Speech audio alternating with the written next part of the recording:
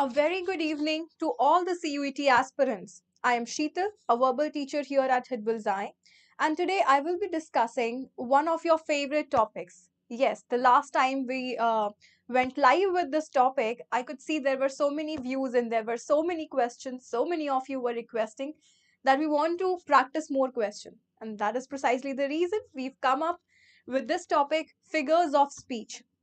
Today, again, by practicing certain questions, we will be revising different kinds of figures of speech, which can prove to be really helpful in your upcoming CUET exams. So without any further ado, let's begin with the video. So while doing the question, we will be revising all the definitions. So don't worry about that. So the direction is find the figurative speech used in the following lines, sentences, or stanza. So we have an excerpt from a stanza here. The watchful night wind, as it went creeping along from tent to tent and seeming to whisper, all is well. What do you think? What kind of figure of speech is employed here? So, if we look at the first phrase, which is watchful night wind, this is the subject here. We are talking about the watchful night wind. One, can the night wind, which is an abstract entity, a non living thing, can it be watchful? As it went creeping, can the wind actually creep? It's not a living thing. Along from tent to tent and seeming to whisper, all is well. Moreover, can it talk? Can the wind actually whisper anything to you? No, it simply means that wind has been personified here. Wind has been attributed with human qualities of creeping, of whispering here. So it should be personification. When you put human attribution or qualities into a non-living thing, it is known as personification. Sorry. So it cannot be pun. Pun is a witty saying, or let's say a witty statement, which intends or which conveys different meanings in a very wise way. So it's not pun.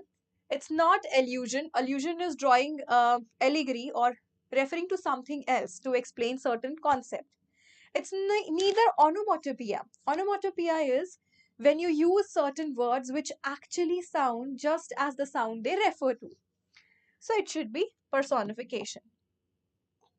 Let's see the second question now. That joke is so old, the last time I heard it, I was riding a dinosaur. Is that possible? Were we even there? Were humans even there at the time of the dinosaurs? No one has actually seen a dinosaur. That was millions of years ago. So, what has the author or the speaker done here? He has exaggerated that the joke is so old that the last time I heard it, I was riding the dinosaurs. So it's very outdated. He wants to say that the joke is very outdated and a repeated one. It is very old. So here exaggeration has been used. The device we use for exaggerating in poetic language or as a figure of speech is known as hyperbole. So it's not personification. This joke has not been personified with any human qualities here. It's not personification. It cannot be simile because joke is not compared to anything using as or like. Neither can it be understatement. Now, understatement is quite opposite of hyperbole. In hyperbole, you exaggerate a certain situation more than what really it is. And in understatement, you tend to devalue a particular statement using, let's say, it's grave actually in real, the situation is very grave, but then you say as if it doesn't matter a lot. So that is understatement. Showing something to not being very serious when it is actually very serious. Okay, so the third question coming your way. To be natural is such a very difficult pose to keep up. What have they done here? What has the speaker done here? So it's a line picked from The Importance of Being Earnest, this novel. What do you think the answer to this one is? Shubham, what do you think the answer to this one should be? To the third one. To be a natural is such a very difficult pose to keep up. Is it hyperbole? Is he exaggerating anything here? Well, not really. So, is it paradox? Now, what is a paradox? When you juxtapose two contrary ideas together in one place or in one statement, it is known as paradox. That is exactly what the writer or the author has done here. On one hand, he's talking about being natural, in which you don't have to make up things, in which you don't have to pretend to be something. And on the other hand, he's also saying that it is very difficult pose to keep up. So being natural is actually not a pose. It's very contrary to posing actually. So it should be paradox. Very good, Shubham. Your answer is absolutely right. So simile is again comparison of two things or drawing similarities between two things using as or like. This is not the case here. Now what is assonance? Assonance is the repetitive sound of vowel. So when in a sentence or in a rhyme or in a passage, you hear a similar vowel sound again and again, it is known as assonance. Any of the vowel sound A, E, I, O, U, if the sound is occurring again and again in different words, it is assonance. So this is not the case here. Let's see if you'll be able to answer this one.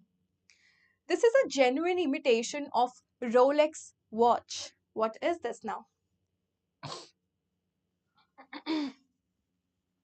Yes, what do you think, Shubham, about this one?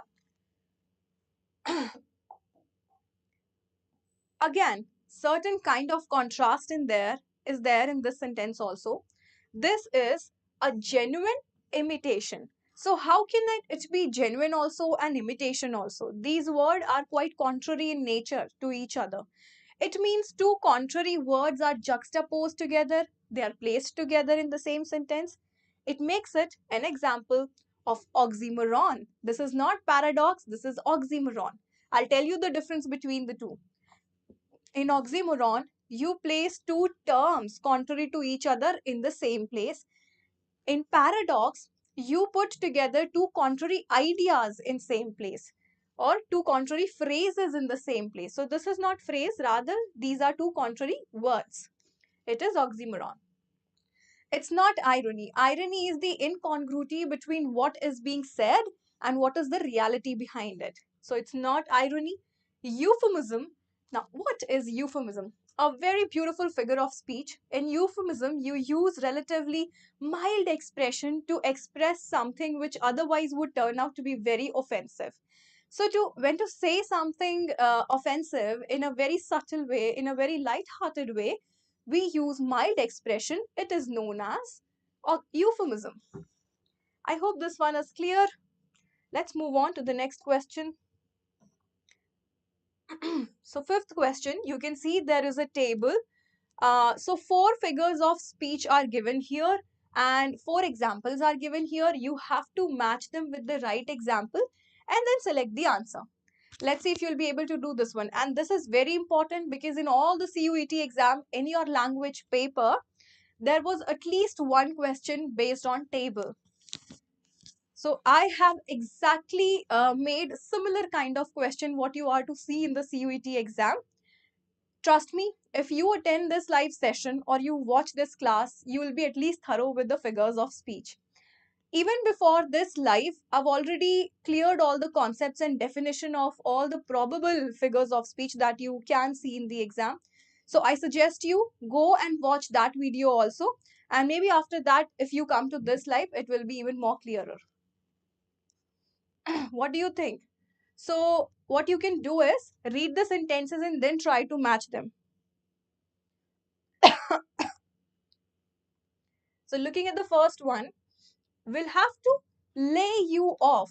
So instead of saying we'll have to fire you or we will fire you, the speaker is very smartly saying we'll have to lay you off. So what example is this? It's an example of euphemism, which I have just told you. Euphemism is using a mild expression to say something which otherwise is very offensive.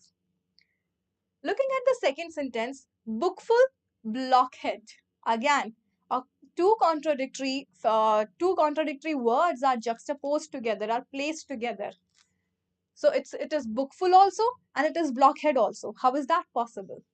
So it is an example of oxymoron. Moving on to the third one, as brave as a bear. Okay, I can see, Shubham, you've already answered. That's nice. As brave as a bear. You are comparing two things. You're comparing the person to be brave like a bear. And you have used the word as also. So when we compare two things using the words as or like, it is an example of simile. He can run faster than a cheetah. So can anyone actually run faster than a cheetah? No, that is again an exaggeration. So it should be hyperbole. So which answer do we get? For the first, we have D. For the second, we have C. For the third, we have A. So for the third, we have A in the third one. So the right answer should be third one. So yes, you were right, Shubham, about this one. Let's see if you'll be able to do the next one. There are no gains without pains. Isn't that so true? So Benjamin Franklin said it so well that there are no gains without any pains. What example is this?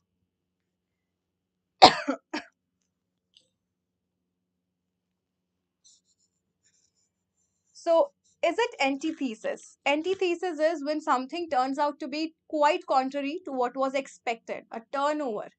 So again, in this, there is a contrast of what is expected and what actually turns out to be, or a contrast in two phrases, two ideas, contradictory ideas. So it's not antithesis. It is not oxymoron. No two contrasting words are placed together here. So is it an epigram? Yes, it is an epigram. Even if you do not know what epigram is, you can solve this question by eliminating the wrong choices. That absolutely cannot be the answer to this one. So if I say hyperbole, has anything been exaggerated here? Isn't this true that there actually are no gains without pain? So there is no exaggeration here. So it's an example of epigram. Now, epigram is again a witty saying when you convey too much using few words in a very smart, subtle, witty way. So it is an example of epigram. Let's move on to the seventh question now. I love reading Shakespeare. What example is this? So we all know that Shakespeare was the greatest dramatist and poet of Elizabethan era. Tell me one thing, can we actually read this dramatist Shakespeare? Or do we read his drama and his plays?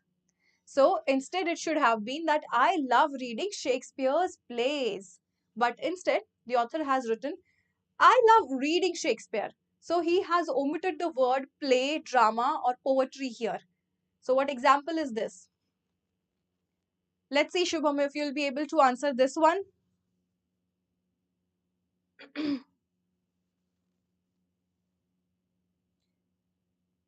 Yes, so answer this quickly.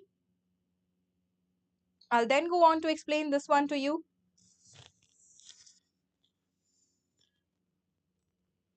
Now, this one is an example of metonymy.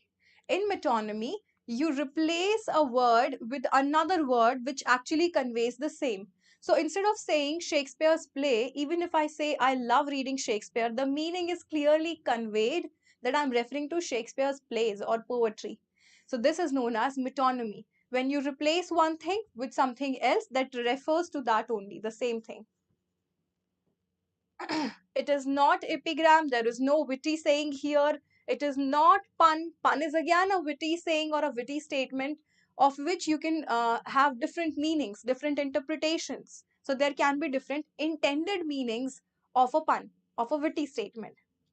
It's not satire. Nothing is being ridiculed here. There is no employment of humor, irony, or ridicule here to criticize some social or political folly. So it should be metonymy.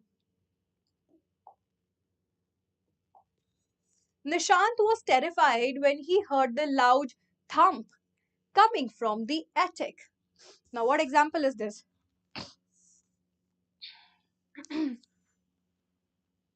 So, Nishant was terrified when he heard the loud thump coming from the attic. In the first question itself, I explained you what onomatopoeia is. So, it is an example of onomatopoeia. Because here, this word thump that is used in English language actually resonates the same sound, the sound of thump. So it is onomatopoeia.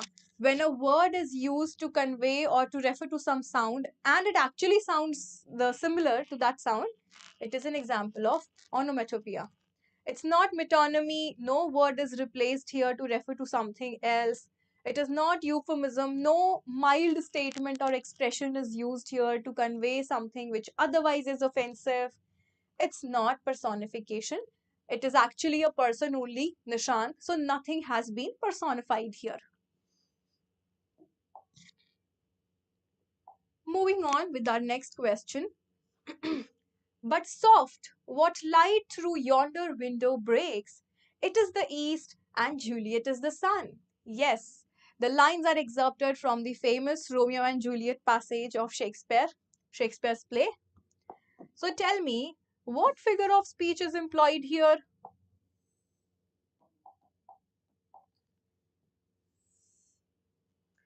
But soft, what light through yonder window breaks? It is the east, and Juliet is the sun. Can Juliet actually be sun? Rather, he's trying to say that Juliet is radiating, illuminating like a sun. She has so much of brightness and light. So she's radiating a lot of light because she's so beautiful. So Juliet is compared to a sun. But there is no use of as or like here. So it means it is an example of metaphor. There is a basic difference between simile and metaphor. In simile, you use the word as in like, but in metaphor, again, when you are comparing two things, we are drawing similarity between two things, we don't use these words. So it's metaphor. Moving on to the last question. So in this question, certain figures of speech are given to you on the left side and their definitions are given, their crisp definitions are given on the right side. So what do you think? Match them and tell me what can be the probable answer to this one.